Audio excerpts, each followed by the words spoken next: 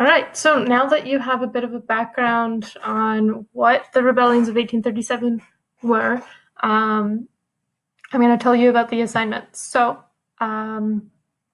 here is the thing. Here's a video. You guys definitely don't have to watch all of it, although you could if you wanted to for some reason.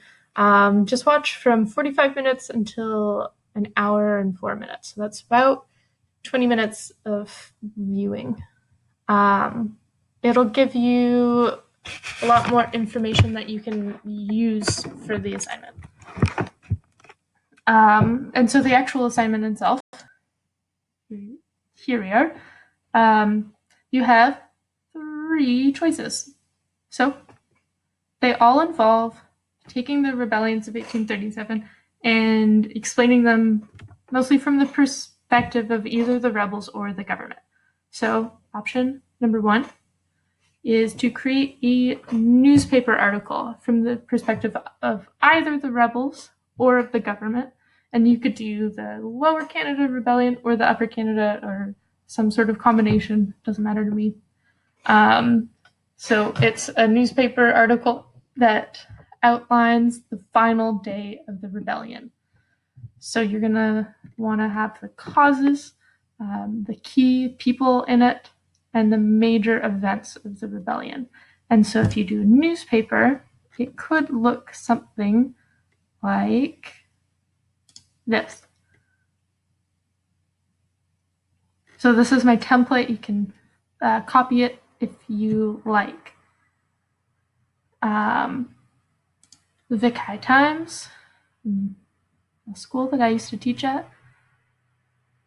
It's got a date, it's got a picture that never loads, and this is kind of what the format might look like for a newspaper. So you can see, although I've asked for a full page double-spaced, it's not too much writing, especially if you break it up into paragraphs. Like newspapers often do have like really, really short paragraphs to try to hold people's attention.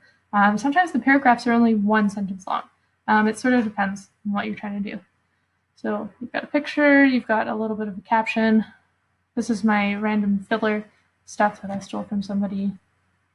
And so this is the title of the article, maybe something like that.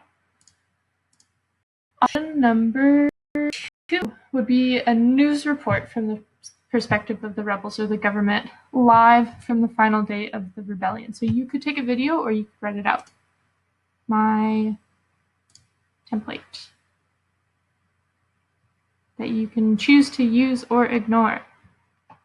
So if you want, you can just fill it in. It could just be like a fill in the blanks kind of thing. Or you could actually record yourself speaking. And actually the Loom app seems to be pretty good for that. L-O-O-M, Loom. Anyways. So you could do a recording or you could just write it out. It doesn't matter to me. Final option is to create a comic from the perspective of the rebels or of the government on the final day of the rebellion. So again, causes, key personalities, major events. All of those things are ticked in each of these 3 options. And then I'm not going to click on it, but I did give you a template that you could print out, or you could do it however you like. It could be more like the storyboards, like what we did for Darcy Island, or it could be something totally different. I don't know. You can kind of go with it here, however you like.